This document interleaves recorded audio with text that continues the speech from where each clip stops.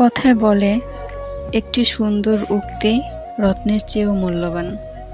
একটি চমৎকার অনুপ্রেরণামূলক উক্তি দুর্বলকে যোগায় শক্তি, দিশেহারাকে দেখায় পথ, অন্ধকারে জ্বালায় আলোর মশাল। তো হ্যালো, আসসালামু আলাইকুম। সবাই কেমন আছেন? আশা করি সবাই ভালো আছেন। আলহামদুলিল্লাহ, আমিও ভালো আছি। কিছু গুরুত্বপূর্ণ কথা আপনাদের সাথে শেয়ার করব, বলতে পারেন আপনাদের সাথে আজকে একটু গল্প করব। তো যেটা বলতেছিলাম, হতাশা, ব্যর্থতা, গ্লানির তিক্ত অনুভূতিগুলোকে যখন ঘিরে ধরে, তখন ঘুরে দাঁড়ানোর জন্য সম্বল হয় একটু আশা, একটুখানি সম্ভাবনার হাতছানি। মোহাম্মদ আলী বলেছেন, কখনো হাল ছেড়ে দিও না। এখনকার এই দাঁতে দাঁত চেপে করা কষ্টগুলো তোমাকে বিজয়ের খেতাব দেবে সারা জীবনের জন্য। তো চলেন আপনাদের সাথে একটা গল্প বলি। তো একদিন এক ভদ্রলোক একটি পাত্রে পানি নিয়ে তাতে একটি ব্যাঙ রেখে পানি গরম করা শুরু করলো। তো পানির তাপমাত্রা বৃদ্ধি পাওয়ার সাথে সাথে ব্যাঙটিও তার শরীরের তাপমাত্রা বৃদ্ধি করে সহনীয় পর্যায়ে নিতে শুরু করলো। যদিও সে চাইলেই লাফ দিয়ে বেরিয়ে যেতে পারত, কিন্তু সে লাফ না দিয়ে সহ্য করতে থাকে। তো আস্তে আস্তে পাত্রের তাপমাত্রা যখন আরও বাড়িয়ে ফুটন্ত গরম করা হয়, তখন ব্যাঙটি তা সহ্য করতে না পেরে সে সিদ্ধান্ত নেয় লাফ দেওয়ার।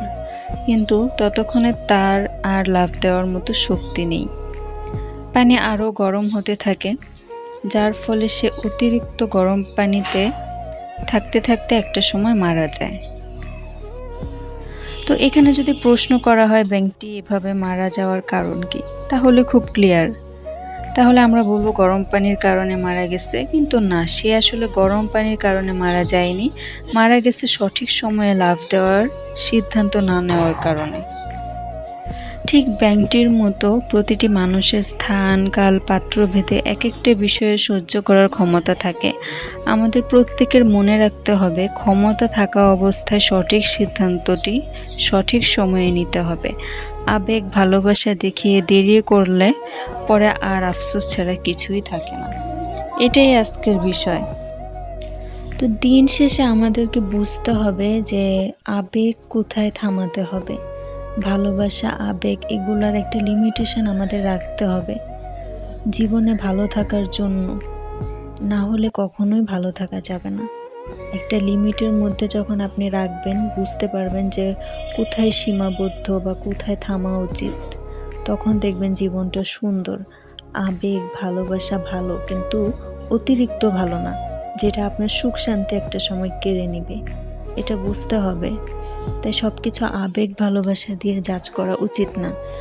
বাস্তবতা চিন্তা করতে হবে। বাস্তবতা চিন্তা করলে দুইটার সমন্বয়ে জিনিসটা ভালো হবে।